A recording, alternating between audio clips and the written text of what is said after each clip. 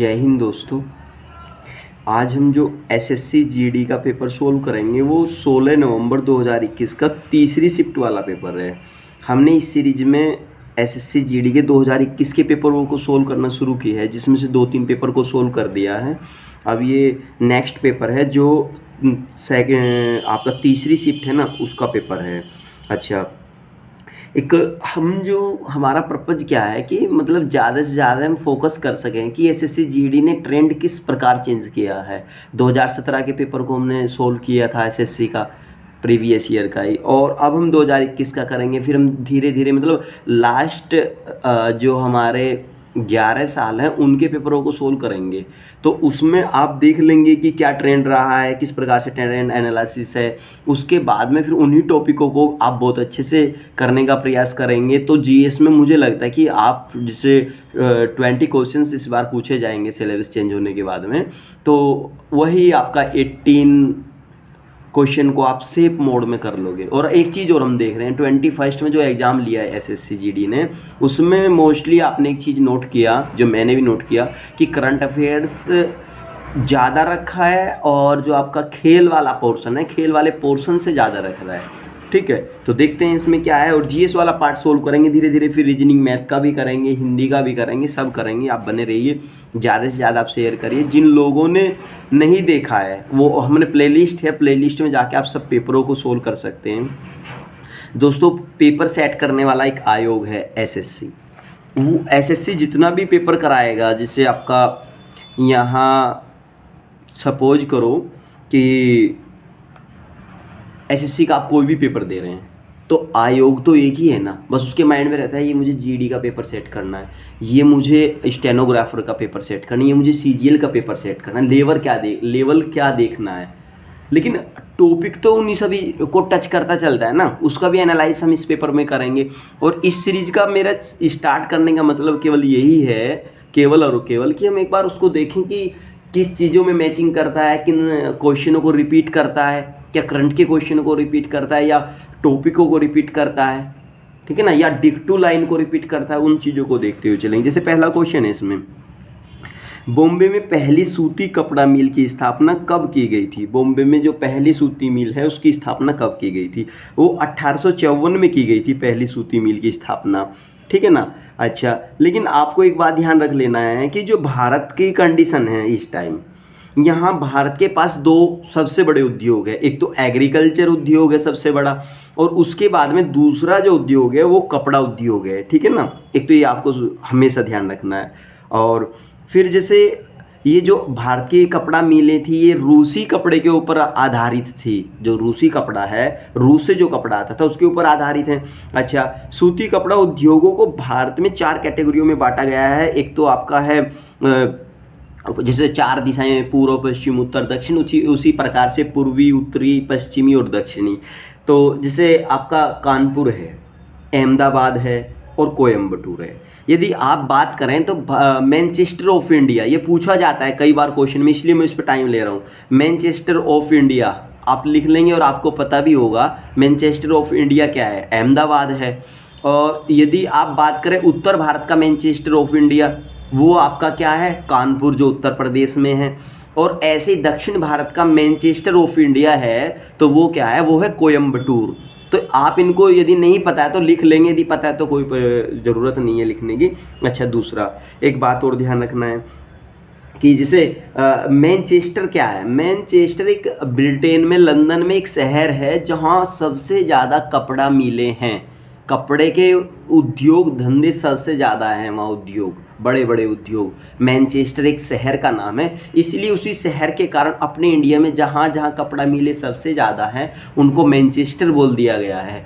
पूरे भारत की यदि बात करें ओवरऑल, तो अहमदाबाद में सबसे ज़्यादा कपड़ा मिले हैं, तो अहमदाबाद को बोल दिया है कि ये आपका पश्चिम भारत का भी, और आपका कौन सा ओवरऑल भारत का भी मैनचेस्टर है। इसी प्रकार से आपका कानपुर उत्तर भारत में है तो उत्तर भारत का बोल दिया, कोयम्बटूर आपका दक्षिण भारत में तो दक्षिण भारत का बोल दिया है, ठीक है ना। तो नेक्स्ट क्वेश्चन देखते हैं। नेक्स्ट क्वेश्चन है, निम्नलिखित में से किस राज्य में आबोर पहाड़ियाँ स्थित है।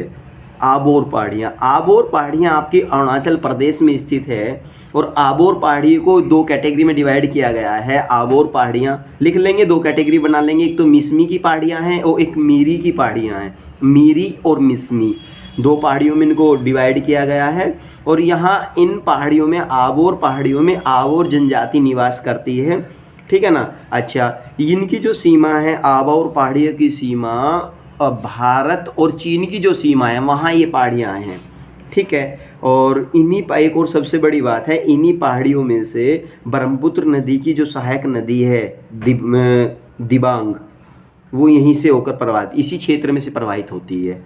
ब्रह्मपुत्र नदी की सहायक नदी दिबांग जो है वो इसी क्षेत्र में से, यानी आबोर पहाड़ियों का जो क्षेत्र है उसी में से होकर प्रवाहित होती है, ठीक है ना। बाकी आप लिख लेंगे जो आपको इम्पोर्टेंट लगता है। अगला क्वेश्चन देखते हैं। तो गणेश चतुर्थी का धार्मिक त्यौहार विशेष रूप से किस राज्य से संबंधित है? गणेश चतुर्थी, देखो मोस्टली ये त्यौहार जो है महाराष्ट्र में चलाया गया था और ये जैसे आपका दुर्गा पूजा हो गई, शिवाजी महोत्सव हो गया, गणेश चतुर्थी हो गया, ऐसे त्योहारों को चलाने का मुख्य उद्देश्य जो था वो क्या था कि लोगों को ज़्यादा से ज़्यादा जोड़ा जा सके, लोगों को एक किया जा सके धार्मिक त्योहारों के माध्यम से, किसी भी माध्यम से, ताकि लोग अपने समझे कि हम आज़ादी से कैसे बाहर, कैसे आज़ादी में आए, हम आज़ाद हो जाएं। उन चीज़ों को जोड़ने के, लोगों को एक करने के लिए ऐसे महोत्सव को चलाया था। तो ये महाराष्ट्र में सबसे ज़्यादा प्रसिद्ध त्यौहार है, वहाँ से चलाया गया था। प्रेजेंट टाइम तो आप देखते होंगे दिल्ली में भी ये त्यौहार मनाया जाता है। ये 10 दिन तक गणेश भगवान जी की प्रतिमा को रखा जाता है और 11वें दिन उसको धार्मिक कर्मकांड के द्वारा विसर्जित किया जाता है, ठीक है ना। तो नेक्स्ट क्वेश्चन है आपका 29 को। नेक्स्ट क्वेश्चन में देखो क्या है कि भारत की वर्ष 2011 की जनगणना के अनुसार देश में खालिस्तान सर्वाधिक कस्बे हैं। 2011 की जनगणना उतना महत्व नहीं रखती है क्योंकि 2021 में जनगणना होनी थी, वो कोविड की वजह से नहीं हो पाई, शायद अभी वो प्रोसेस में है, चली हुई है, तो हो जाएगी तब आएगा डाटा। तो उसके बाद तब तक ही डाटा से काम चलाएंगे। तो ये है 4041 कस्बे थे उस टाइम। अच्छा, यहाँ अब नेक्स्ट क्वेश्चन देखते हैं। नेक्स्ट क्वेश्चन में क्या कहा है कि तलाजा गुफाएं खालिस्तान राज्य में स्थित है। जो तलाजा की गुफाएं वो गुजरात राज्य में स्थित है और गुजरात राज्य में भावनगर, आपने सुना होगा एक, अभी ये भावनगर चर्चा में भी था। तो जो भावनगर है वहाँ ये तलाजा की गुफाएं हैं और इन गुफाओं में यदि बात की जाए तो मतलब कुछ जैसे एलोरा गुफा है ना, कुछ वो भी मिश्रण दिखाई देता है, भावनगर में ये है। अगला क्वेश्चन देखो। नेक्स्ट क्वेश्चन में क्या है आपका कि 11 जुलाई को प्रत्येक वर्ष खालिस्तान के रूप में मनाया जाता है। 11 जुलाई को, 11 जुलाई विश्व जनसंख्या दिवस 11 जुलाई को मनाया जाता है और विश्व पर्यावरण दिवस 5 जून को मनाया जाता है, ये भी आपको याद रख लेना है। विश्व स्वास्थ्य दिवस कब मनाया जाता है और विश्व जल दिवस कब मनाया जाता है, ये दो आपको सर्च कर लेने हैं। और भी दिवस इसके साथ में याद करना है जो इम्पोर्टेंट दिवस है, कई बार एग्जामों में पूछे गए हैं। कुछ और हम पेपर को सोल्व करेंगे, वहाँ पता लग जाएगा किन दिवसों को पूछता है, तो वहीं से भी क्वेश्चन बन जाएगा, ठीक है ना। जबकि आपको इनको सर्च कर लेना है, दो तो मैंने बता दिया है, दो आप सर्च करेंगे। क्वेश्चन नंबर 32 है। क्वेश्चन नंबर 32 देखेंगे, हल्का सा यहाँ इसको ऐसे जूम करके देख लेंगे। देखो क्या है, प्रधानमंत्री नरेंद्र मोदी ने 3 घटनाओं के स्मरण उत्सव के सिलसिले में मार्च 2021 में बांग्लादेश का दौरा किया। निम्नलिखित में से कौन सी उसमें से एक नहीं है? जो दौरा किया क्या उसका उद्देश्य नहीं है? पहला तो है कि भारत और बांग्लादेश के बीच राजनयिक संबंधों की स्थापना के 50 वर्ष पूरे हुए थे, बिल्कुल ठीक है। और एक शेख मुजीब रहमान की जन्म शताब्दी थी उस वर्ष, शतवर्षी थी, ये भी ठीक है। एक है बांग्लादेश के स्वतंत्रता संग्राम के भी 50 वर्ष हुए थे। देखो जब भारत और बांग्लादेश के राजनयिक संबंध हैं उनके 50 वर्ष पूरे हुए और तो बांग्लादेश स्वतंत्र हुआ यानी अलग हुआ, उसके भी 50 वर्ष पूरे हुए।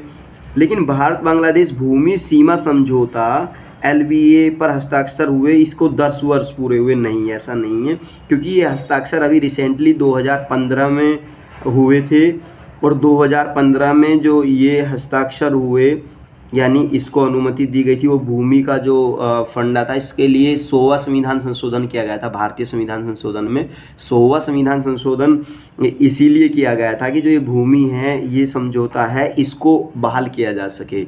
ठीक है, तो ये इसको अभी 10 वर्ष पूरे नहीं, तो ये ही गलत है। ठीक है ना, ये 2015 में किया गया था, तो आप समझ सकते हो कितने वर्ष पूरे हुए हैं, अभी 10 वर्ष पूरे हुए नहीं हैं। इस क्वेश्चन में क्या कहा है, देखो, संविधान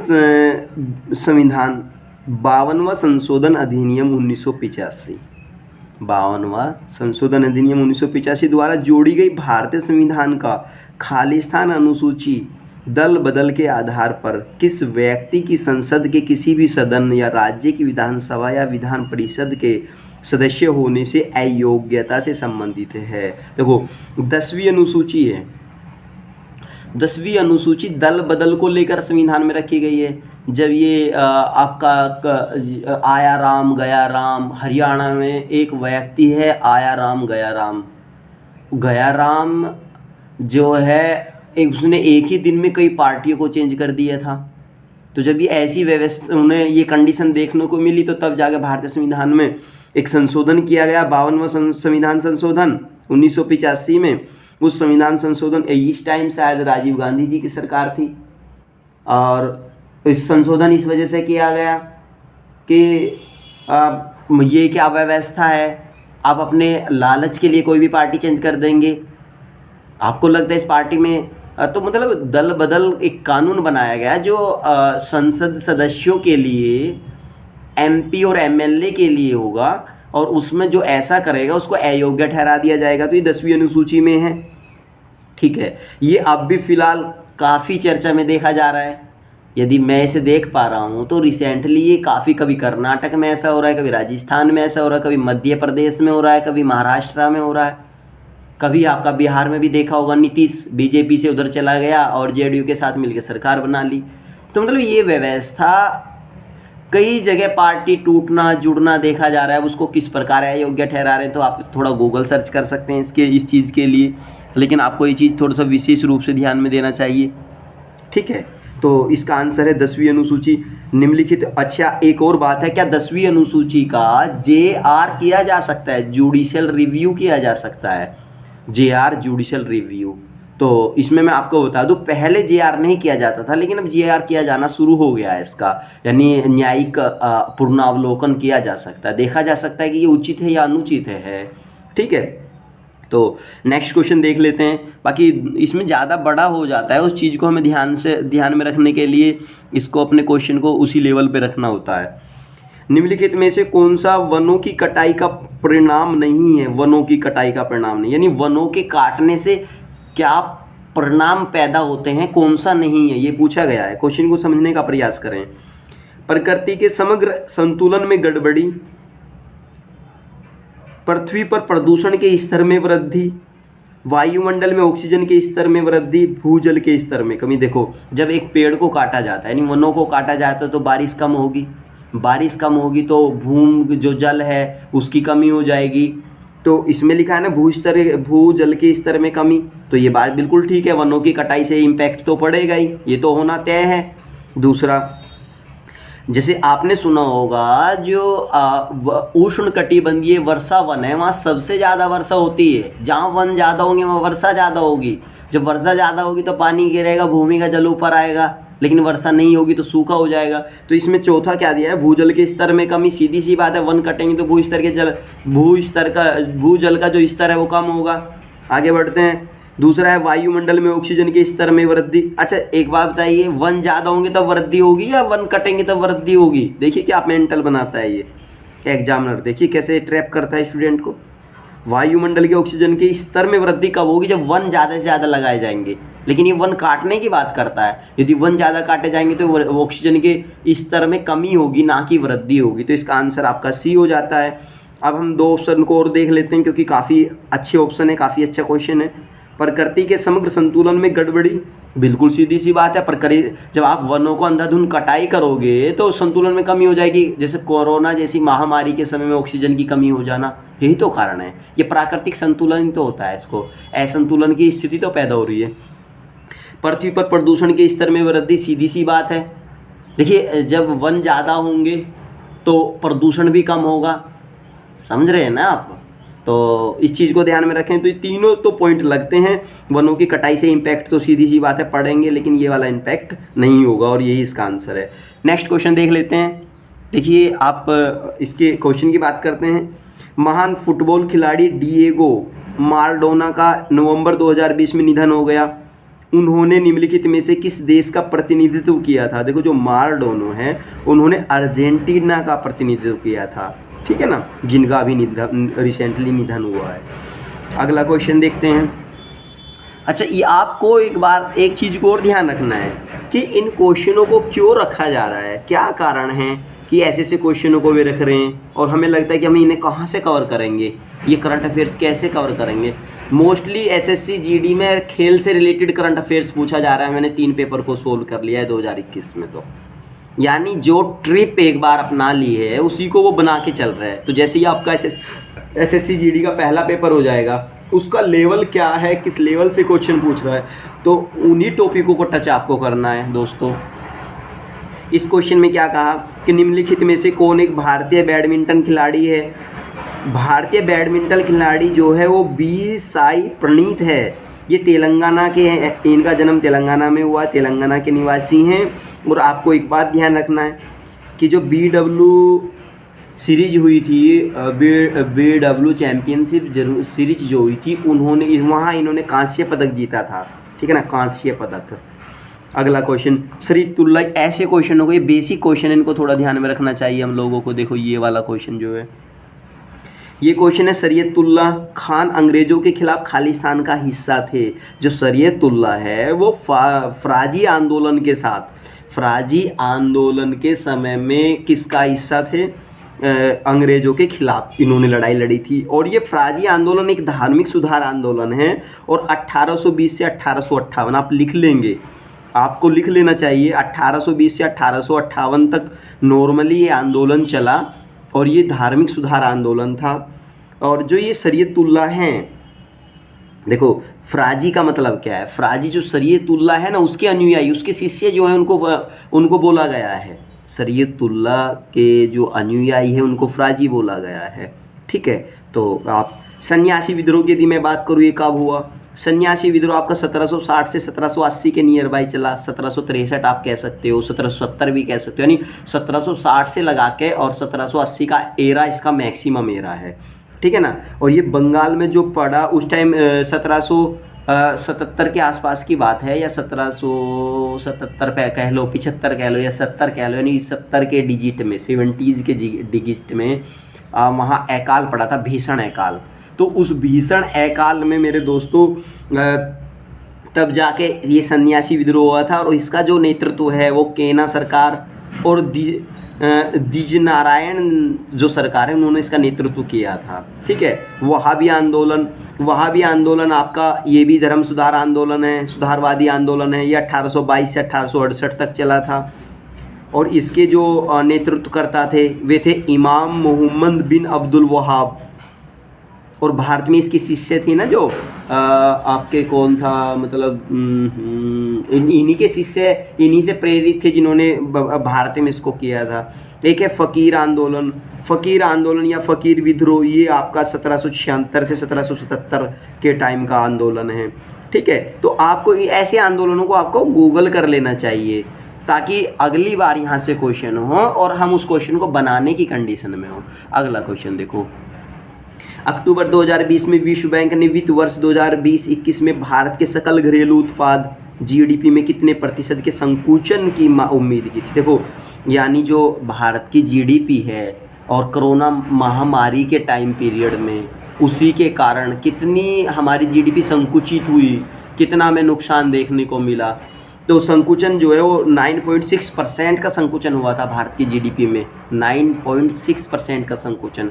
अच्छा, उस टाइम की जो ग्रोथ रेट है हमारी वो 8 से 8.5 जो है RBI ने रखा था कि 8 से 8.5% की ग्रोथ रेट को भारतीय GDP में माना जा सकता है। अच्छा, सितंबर 2021 तक प्राप्त जानकारी के अनुसार भारत ने 1960 में पैरा ओलंपिक खेलों की शुरुआत के बाद से अब तक कितने पदक जीते हैं? जो 2021 में पदक प्राप्त हुए थे, पदक उनको जोड़ना है। और जब से पैरा ओलंपिक स्टार्ट हुआ है तब से कितने पदकों को जीता है भारत ने।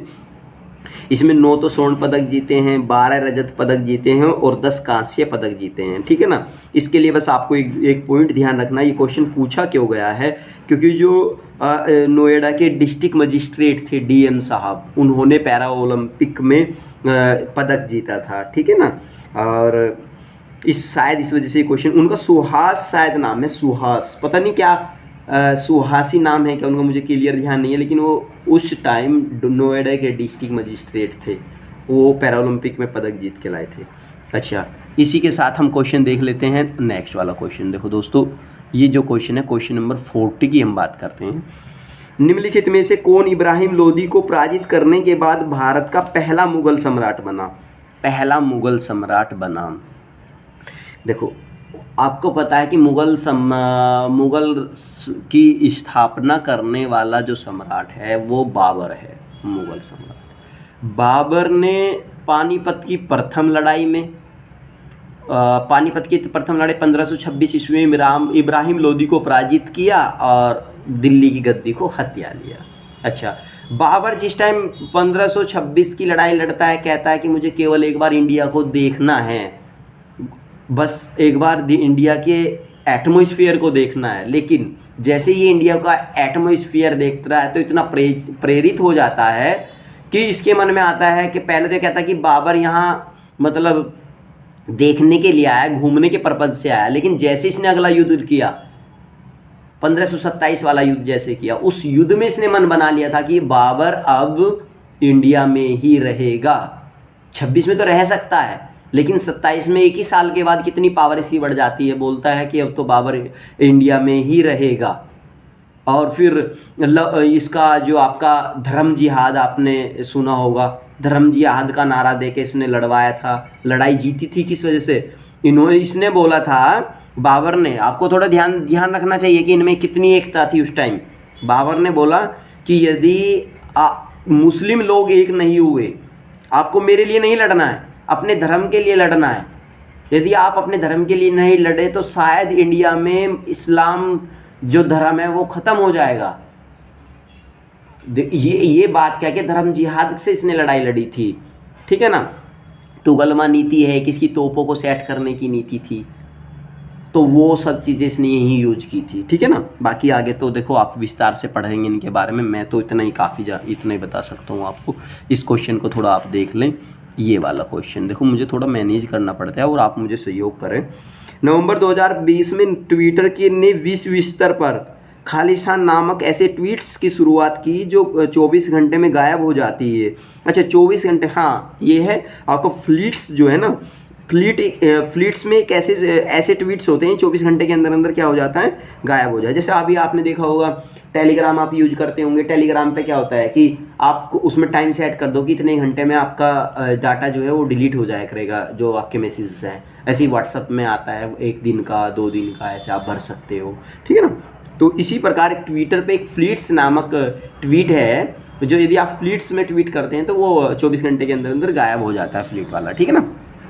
अगला क्वेश्चन देखते हैं। देखो अगला क्वेश्चन क्या कहता है, क्वेश्चन नंबर 42 की बात कर लेते हैं। और क्वेश्चन नंबर 42 आपके लिए अहम क्वेश्चन है। देखो, पीने के लिए शुद्ध और उपयुक्त जल को खालिस्तान के रूप में जाना जाता है। जो पीने के लिए शुद्ध और उपयुक्त जल है इसको खालिस्तान के रूप में जाना जाता है। ये आपका पेयजल है, पीने योग्य जो जल है उसको पेयजल के रूप में जानते हैं। अच्छा, तनुकृत जल क्या है और नदी जल तो आप जानते ही हैं।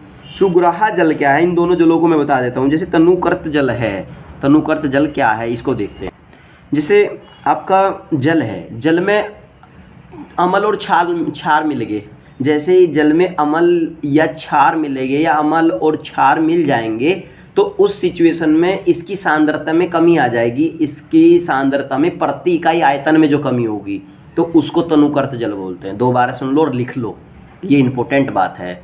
तनुकृत जल क्या है, शायद आप लोगों को नहीं पता होगा, किसी को भी मैं बताऊंगा आपको कि जैसे आपका जल है, उस जल में अम्ल और क्षार मिलने पर उसकी सांद्रता में प्रति इकाई आयतन में कमी हो जाती है।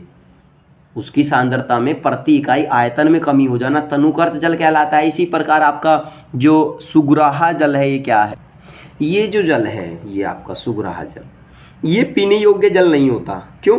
क्योंकि इसमें जो हमारे लिए आवश्यक पोषक लवण हैं वो वे अनुपस्थित होते हैं इस जल में। बस इतना ध्यान रखना है, सुग्राह जल में जो आवश्यक पोषक लवण जो हैं वो अनुपस्थित होते हैं। जिस जल में वे अनुपस्थित होंगे उसी को सुग्राह जल बोलेंगे। आगे देखते हैं अगला क्वेश्चन। अभिनेत्री कंगना रनौत ने खालिस्तान नामक फिल्मों के लिए 67वें राष्ट्रीय फिल्म पुरस्कार 2019 में सर्वश्रेष्ठ अभिनेत्री का पुरस्कार जीता था। सर्वश्रेष्ठ अभिनेत्री पुरस्कार पता कौन सी फिल्म थी? वो थी Manikarnika, the queen of Jhansi और पंगा। इन दो फिल्मों को लेकर जो आपकी कंगना रनौत है उसको ये अवार्ड दिया गया था। 67वें राष्ट्रीय फिल्म पुरस्कार से सर्वश्रेष्ठ अभिनेत्री का पुरस्कार मिला था। अगला क्वेश्चन देख लेते हैं। अगला क्वेश्चन है आपका, काफ़ी अच्छा क्वेश्चन है। क्वेश्चन है इंपीरियल बैंक ऑफ इंडिया की स्थापना। इंपीरियल बैंक ऑफ इंडिया की स्थापना जो है वो वर्ष 2021 में की गई थी। अच्छा, इंपीरियल बैंक ऑफ इंडिया की जो स्थापना है वो वर्ष 2021 में की गई थी और 3 प्रेसिडेंसी जो थी उन 3 प्रेसिडेंसी को एक किया गया था जब इसकी स्थापना की गई थी। 3 प्रेसिडेंसी को एक करके इंपीरियल बैंक ऑफ इंडिया की स्थापना की गई थी। और एक बात ध्यान रखना है, जब 1935 का अधिनियम से पहली बात है ये 1921, तो 1935 के अधिनियम के बाद आपके यहाँ आरबीआई की स्थापना होती है। 1934 के तहत 35 में आरबीआई की स्थापना होती है।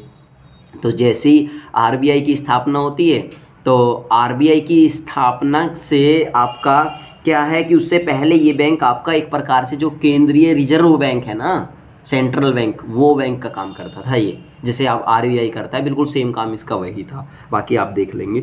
नेक्स्ट क्वेश्चन की बात करते हैं। नेक्स्ट क्वेश्चन आपका काफ़ी अच्छा क्वेश्चन है दोस्तों, देखो देख लेते हैं। निम्नलिखित में से कौन सा बैंक फॉर्च्यून ग्लोबल 500 सूची 2021 में शामिल था? देखो ये है आपका भारतीय स्टेट बैंक, आईसीआईसीआई बैंक और बैंक ऑफ बड़ौदा और एचडीएफसी बैंक। इस बैंक को देख लेते हैं कौन सा बैंक था इसमें। इस सूची में एकमात्र भारतीय स्टेट बैंक ऐसा बैंक है जो अपनी जगह बनाए हुए है। और इसमें यदि कंपनियों की बात, यहाँ तो बैंक पूछा है, अगले पेपर में कंपनी पूछ लेगा कि कौन सी कंपनी, वो LIC कंपनी, आप लिख लें इस चीज़ को। देख, एकमात्र बैंक ऐसा है जिसने भारतीय स्टेट बैंक ने इस सूची में अपनी जगह बनाई है, इस 500 सूची में। और यदि मैं बात करूं कंपनी की तो LIC कंपनी है जो जगह बनाई हुई है इसमें। ये बात ध्यान 2022 में याद रख लेना आप। अगला क्वेश्चन 46वां क्वेश्चन है। 46वां क्वेश्चन है, मीर जाफर को खालिस्तान में पुनः बंगाल के नवाब के रूप में प्रतिष्ठित किया गया था। देखो सबसे पहले 1757 का प्लासी के युद्ध में मीर जाफर क्या कर देता है, उसके साथ धोखा कर देता है। सिराजुद्दौला के साथ, अंग्रेजों के साथ ये मिलता है और सिराजुद्दौला के साथ धोखा कर देगा और प्लासी का युद्ध ना होकर एक झड़प हो जाएगा। वहाँ सिराजुद्दौला भाग जाता है, तब ये नवाब बनता है। फिर इसके दामाद को नवाब बना दिया जाता है 1760 में, मीर कासिम को।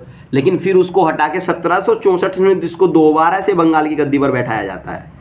ठीक है ना। बाकी किसी वीडियो में आगे पूरा देखेंगे, यहाँ पॉसिबल नहीं, छोटी वीडियो बनानी पड़ती है, मजबूरी है। मेगा फूड पार्क योजना का लक्ष्य संग्रह केंद्रों और प्राथमिक प्रसंस्करण केंद्रों के नेटवर्क के माध्यम से खेत से प्रसंस्करण और फिर उपभोक्ता बाजारों तक सीधे जुड़ाव वाली एक प्रणाली प्रदान करता है। नवंबर इतने में नरेंद्र तोमर ने इसमें से किस वर्ष में मेगा फूड पार्क का आभासी उद्घाटन, वर्चुअल उद्घाटन किया था? ये है पंजाब, आपको ध्यान रख लेना।